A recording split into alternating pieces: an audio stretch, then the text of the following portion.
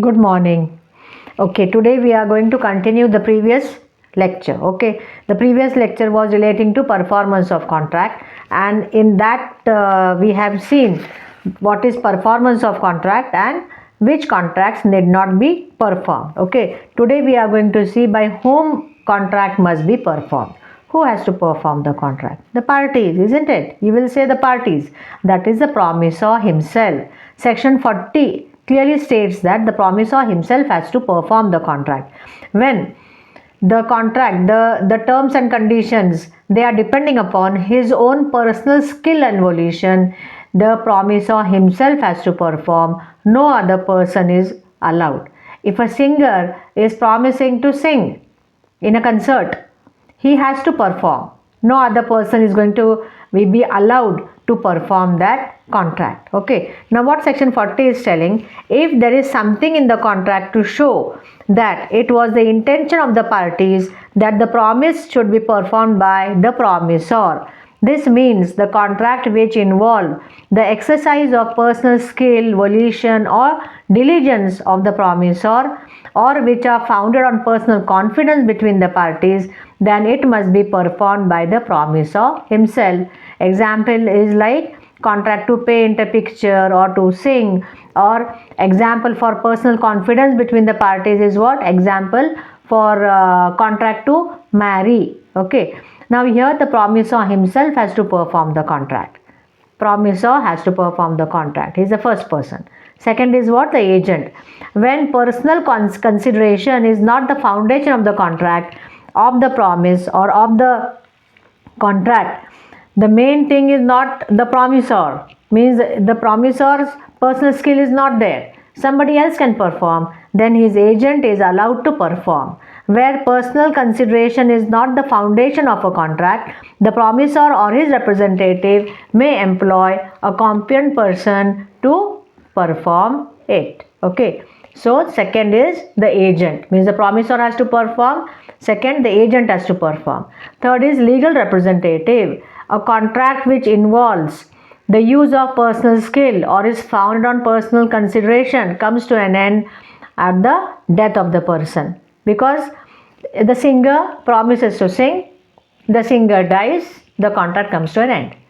His agent or his legal representative are not going to perform that contract. But when the contract is such which does not depend upon personal skill, volition and all, or the contract is being performed partly by the other side, and now this person has to just pay the amount and the person died, then his legal representatives have to perform. So legal representatives are under obligation to perform the contract.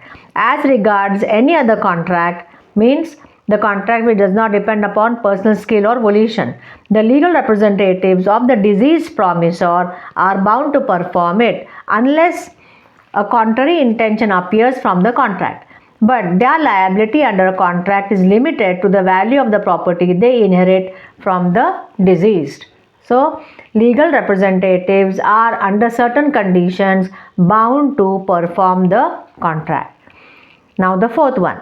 First is the promisor who has to perform. Then his agent in certain condition has to perform. Then his legal representatives in certain conditions have to perform. And the fourth is what? The third persons. When the promisee accepts the third person to perform the promise of the promisor, then the third person also can perform the contract. When a promisee accepts performance of the promise from third person, he cannot afterwards enforce it against the promisor because the third person has performed it and you have agreed for that. The fifth is joint promisors. Devolution means passing over from one person to another. When joint promisors are there, the obligation has devolved. The obligation has been on the other person also. So any of the joint promisor can perform the promise.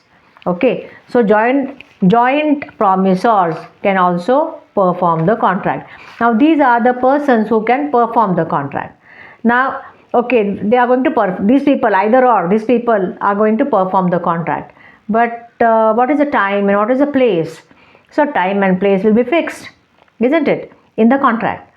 Or you can say application will be made by the party and he will tell perform the contract at this place and at this time. If time and place is not, if time is not mentioned there, then the contract must be performed within reasonable time. Application by the promisor to the promisee will be there to appoint the place of performance, to have or to tell the time of performance.